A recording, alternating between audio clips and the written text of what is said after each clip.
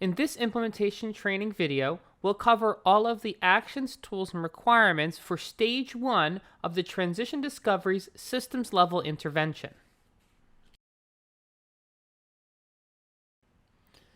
Stage 1 of implementing the Transition Discovery Systems Level Intervention is all about data collection.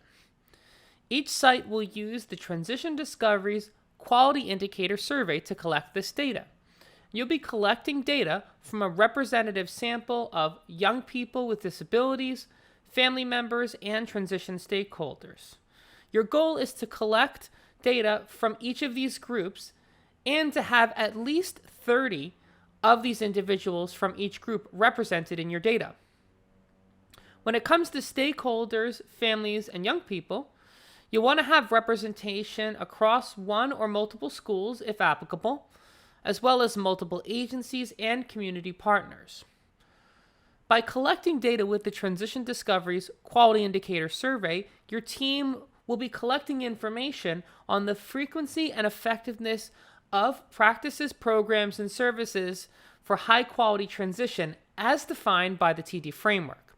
So as a reminder, you'll be collecting data on the practices, programs, and services within the TD framework, and there are a total of 54 of those practices, programs, and services.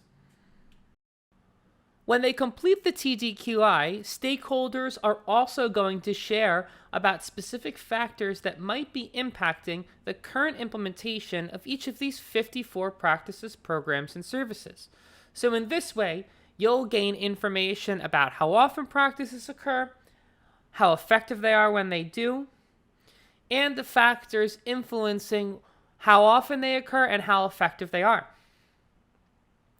And as we mentioned, sites are going to use the Transition Discovery's Quality Indicator Survey to gather this data from youth, families, and transition stakeholders all across schools, agencies, and community partners. Talk in detail about the Transition Discovery's Quality Indicator Survey and distributing it. Let's first cover the process of completing Stage 1 of the implementation model. So first, your team champions and their team members are going to log into a portal called the Monthly Implementation Update, known as the MIU. And this will give your team access to the following items: a link to the Transition Discovery's Quality Indicator Survey for youth, families, and stakeholders. It is one link that young people, families, and stakeholders all access in order to complete the survey. Within the MIU, your team will also access a link to a digital Transition Discovery's Quality Indicator Survey parent permission form for students who are under age 18. Finally, you'll be able to download a flyer with the survey link embedded and information about TD for potential participants. We'll talk about these tools and the logistics of using them to distribute the survey later on in this video. So once you've accessed these 3 items, LEA teams will complete planning prompts within the monthly implementation update.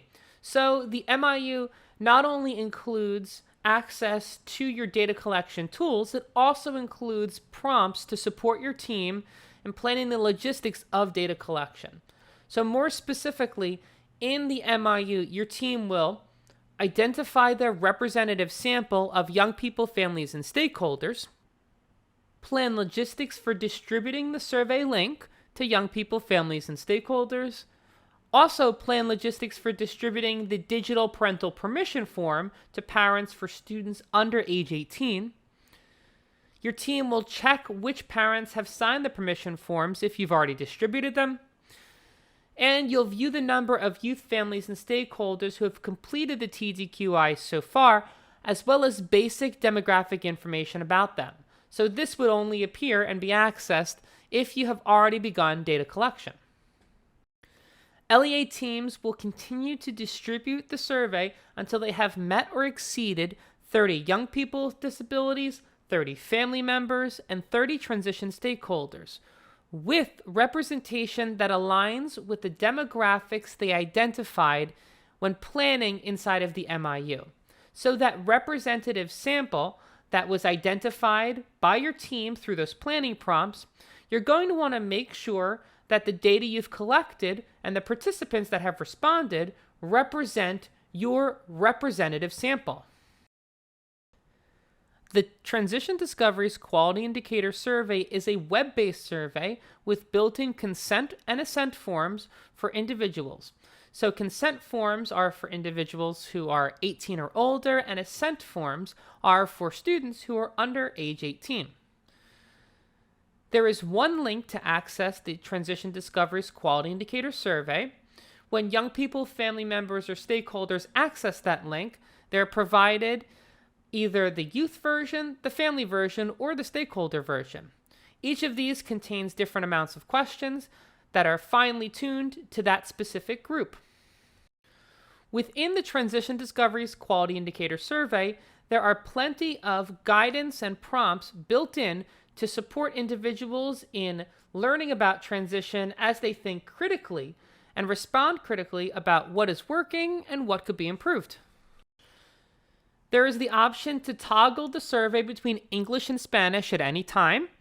For the youth version, there are English audio narrations of every single question on the survey. This survey is screen reader compatible. It can be accessed on mobile browsers or on desktop computers as well as tablets. And finally, it is research-based and both valid and reliable. The best way to really understand what the Transition Discoveries Quality Indicator Survey is and how it'll be used is to simply explore it yourself. So below this video, you'll find a link to an example of the Transition Discoveries Quality Indicator Survey.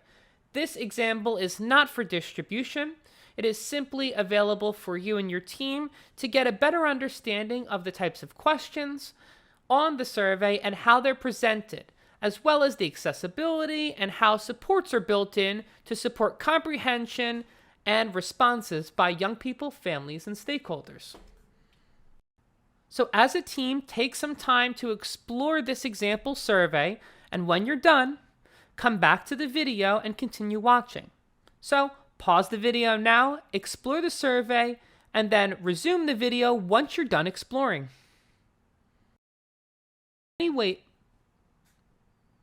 There are many ways to collect data using the Transition Discoveries Quality Indicator Survey.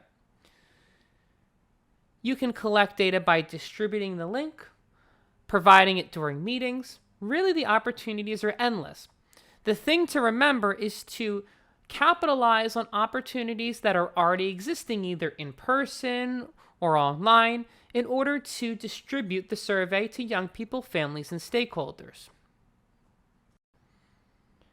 In the Transition Discoveries Community of Practice that your LEA will be participating in, we'll talk at length together about different strategies to collect data using the Transition Discovery Survey, how to recruit participants, and to incentivize them.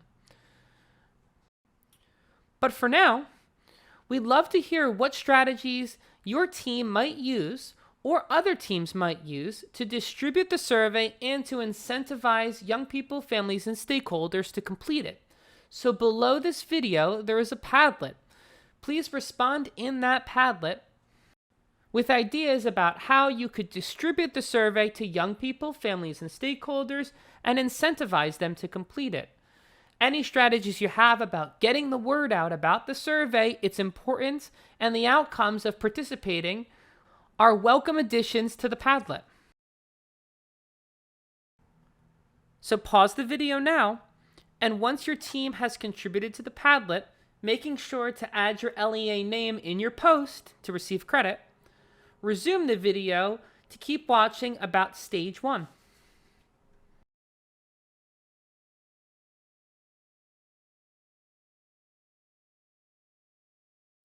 The final and most important component of Stage 1 is learning how to get into the monthly implementation update, work with the information inside of it, and to access your links and tools for data collection.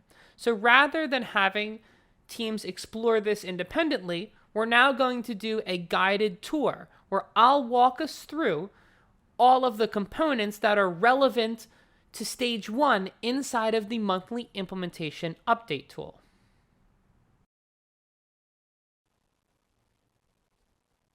In order to access the monthly implementation update, as well as a host of other implementation tools and resources, you'll be accessing what is called a link tree.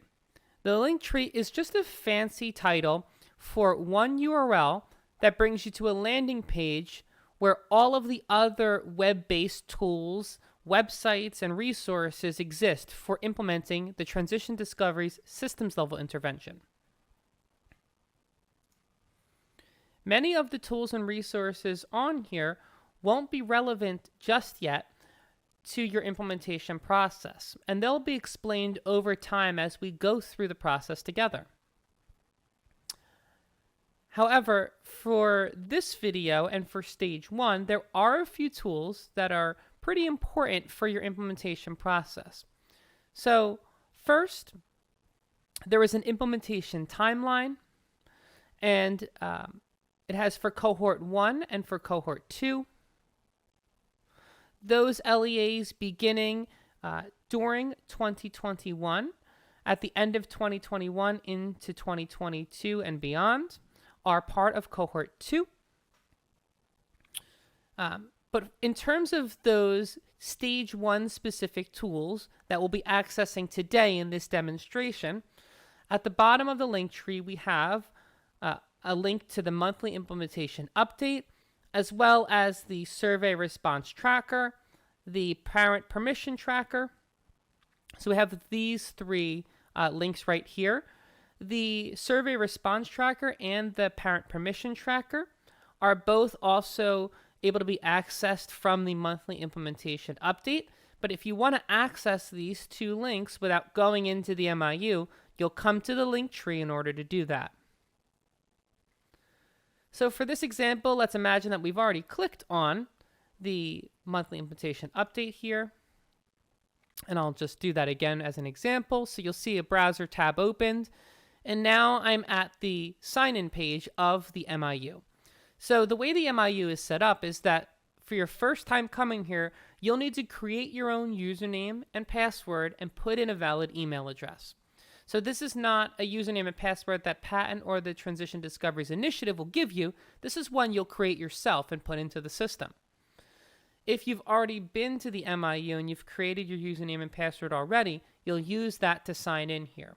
If you've ever created a username and password for FormSite before, that username and password will not work here. You'll have to create one specifically for the MIU. So no other passwords that you're currently using will work. You have to make one from scratch, a username and a password brand new for the MIU. So in this example here, I've already created a test for us. So we're going to log in with my returning user and my test username and password. Whether it's your first time coming here or you've been here before, you'll see this landing page. You can ignore all of this information here and simply click where it says Edit. This is just where all of your responses are getting saved each time you access the MIU. So just click on Edit. And now we're at the home page of the MIU. So your team, led by your LEA's team champion, is going to use this tool to plan their implementation of transition discoveries. So the monthly implementation update, MIU, contains guidance, prompts, and places to document your team's efforts each month, beginning with stage 1 and continuing through stage 4. The prompts, guidance, and information required for each monthly implementation update changes depending upon which stage is currently being implemented. So the prompts, guidance, and requirements of the MIU are not going to be the same across all 4 stages. And please note that the MIU is not used for stage 2, as the team's data review, which you'll learn a lot more about as we get deeper into implementation, is going to happen on something called the What Works Data Hub. So this is beyond and outside of the MIU. There is also going to be some months of implementation that your team is not required to complete a monthly implementation update. And the implementation timeline will direct your team as to whether an MIU is required for this current month. Remember, the timeline and all other important implementation tools are going to be accessed back on that link tree we just saw. You can access that link tree also by that hyperlink right here. So when you come into the MIU, you'll need to select your LEA from the drop-down list, put in today's date. You can click on the calendar to do that. And you'll need to identify which team members are currently accessing the MIU. So is it just your team champion or additional members accessing it as well as a group? And once you've done all of those things, make sure you save your progress. You'll see a little message, your information was saved up above. And for all of the LEAs now starting out in the implementation process, you're only going to be accessing stage 1 data collection. There are a couple different options here. You won't be doing anything with those until prompted by patent and the Transition Discoveries Initiative to do so. So you'll stay out of those two sections for now and just stay in stage 1 where all of the relevant guides, tools, and information are for what you're currently implementing. So now I'm going to click stage 1 from the drop-down, and then I'll click next. And this opens up all of the information in the MIU related to data collection for stage 1. Starting at the top here, let's work down the page together. So first, there's the option to access your links to data collection. So these links include your survey link that you'll distribute to young people, families, and stakeholders, and the link for your digital permission forms.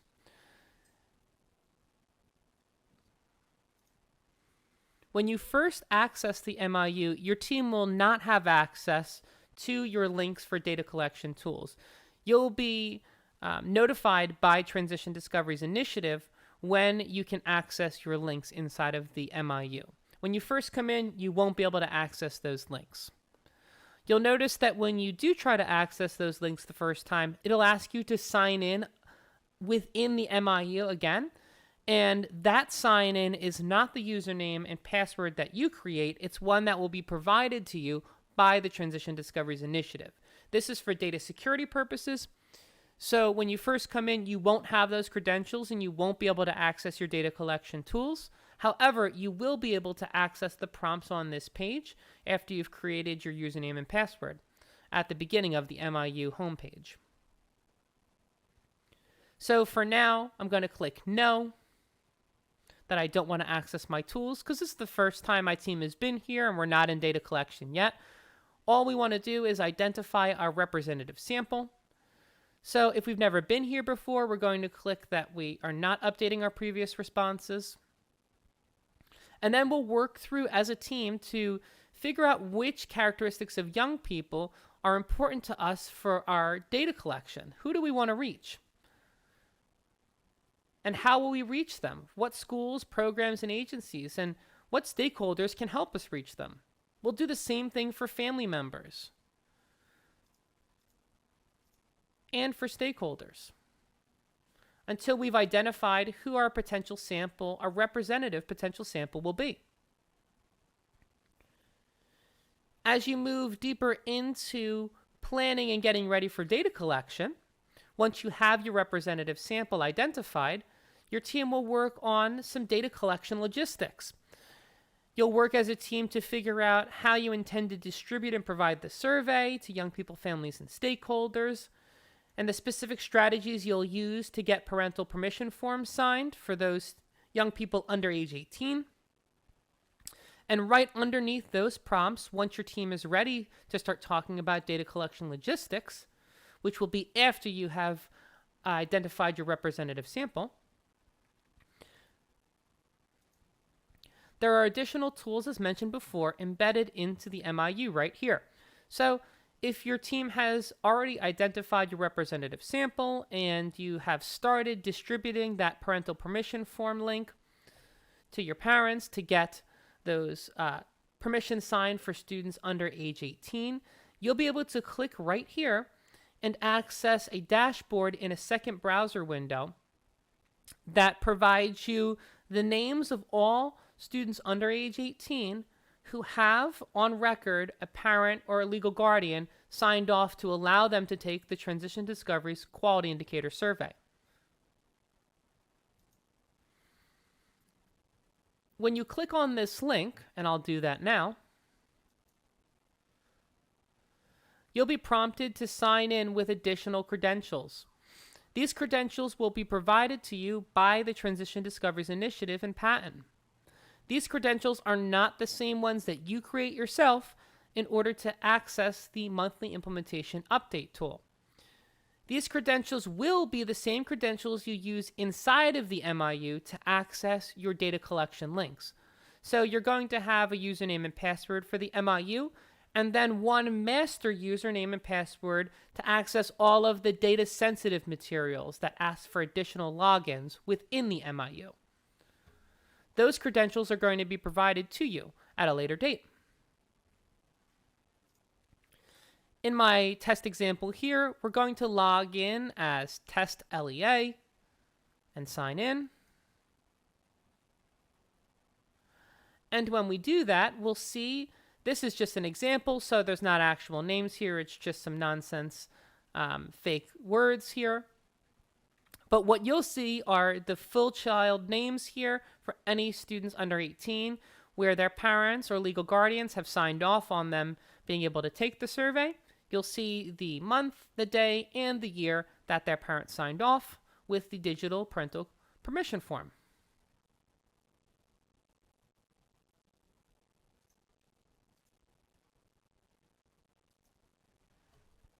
That is also accessible through the link tree by clicking on the Parental Permission Form Tracker.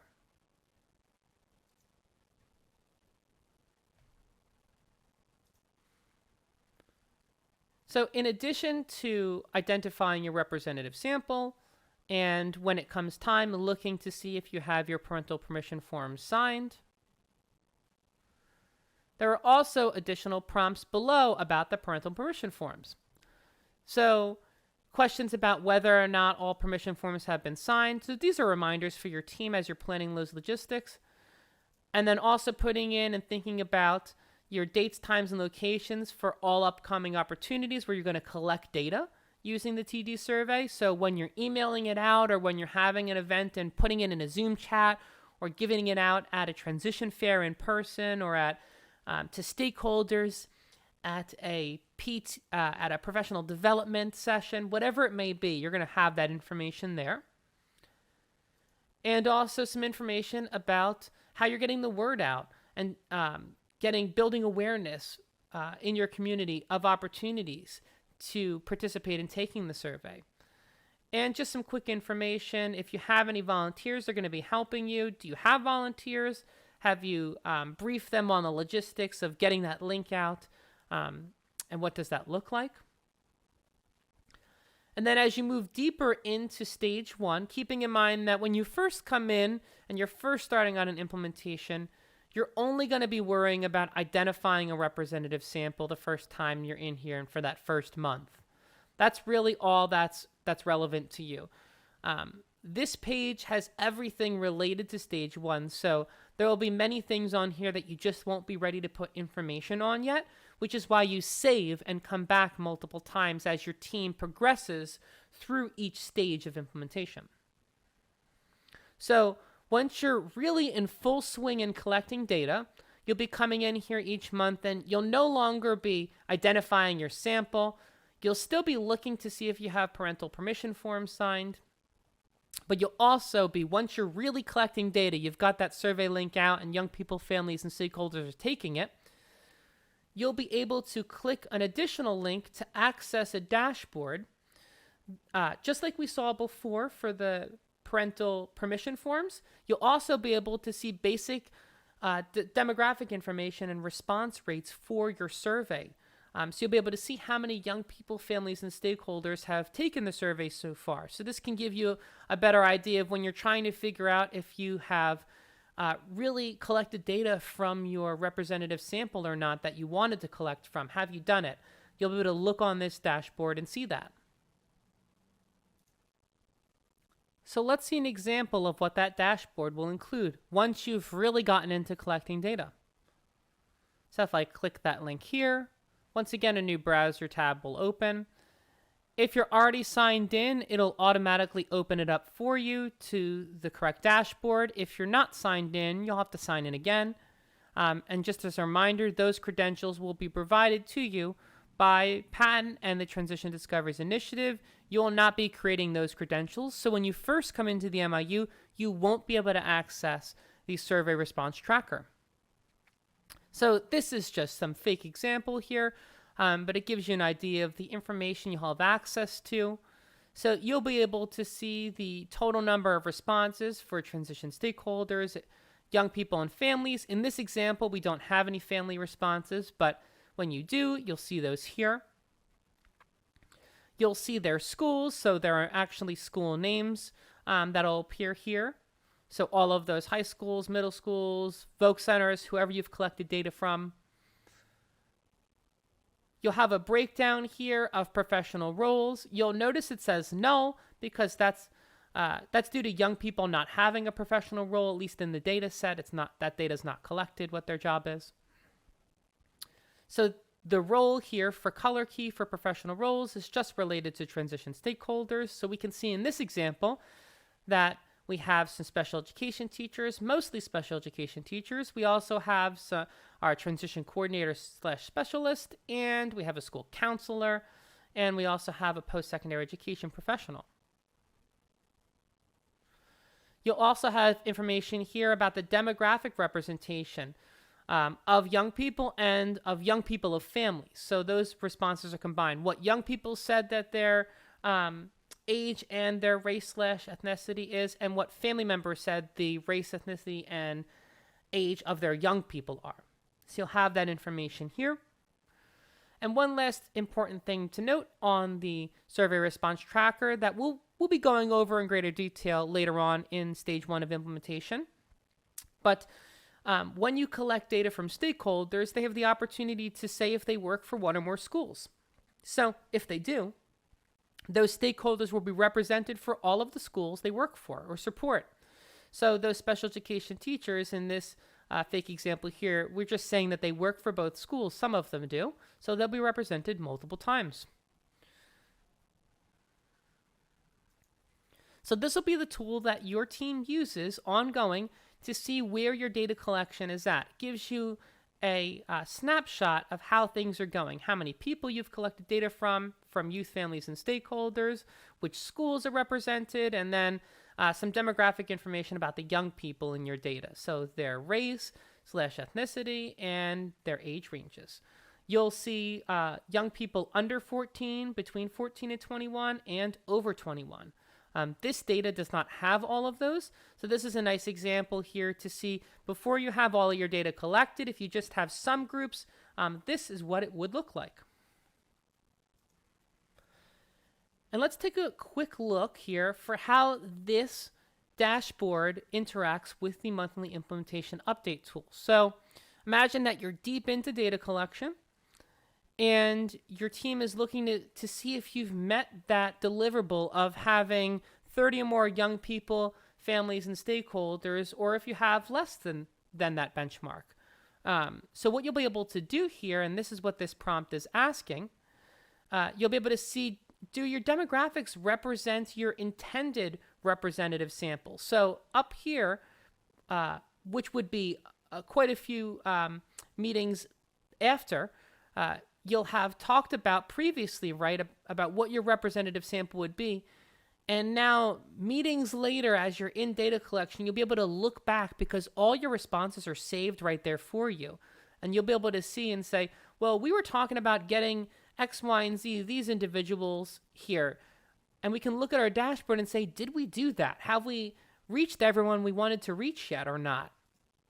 And you'll be able to talk about that and put that information in here as a team as you strategize.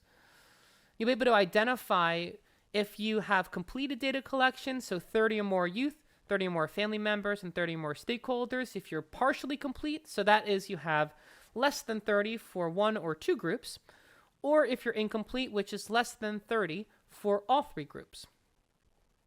And then you'll be able to strategize as well about what your plan is to reach complete implementation status by the end of data collection and the data collection deadline. The data collection deadline and information about how long stage 1 is all provided inside of the implementation timeline for cohort 2. And that information is right on your link tree. There's also a timeline for cohort 1. And once you've reached here, which really represents being deep into stage 1, you won't be doing any of this information here in these prompts until later into stage 1. But once you have, you're able to save your progress. And we really won't be submitting anything here until we have completed. So we can just click next. And you'll see here that review the form and corrected highlighted items. So there are many things that have not been responded in here yet, right? And we won't have to do next or submit or anything like that until you get later on into the process. So you'll just be clicking save, and then you'll be exiting out and coming back in as you keep working as a team. If you do click next, you'll be redirected to the home page. So that concludes this full walkthrough of the MIU, and this is the tool that'll be guiding you through stage 1 of implementation.